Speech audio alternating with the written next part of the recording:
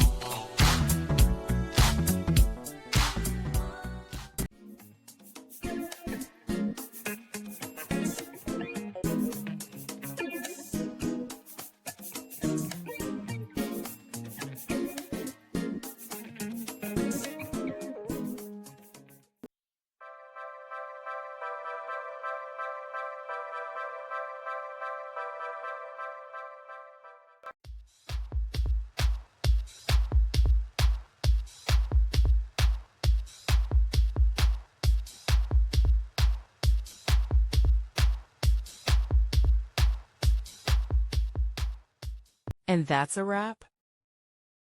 I hope you found the answer you were looking for. If you did, take a second to hit that subscribe button. It really helps out. And let me know in the comments which solution worked best for you. See you next time in the Debug Zone.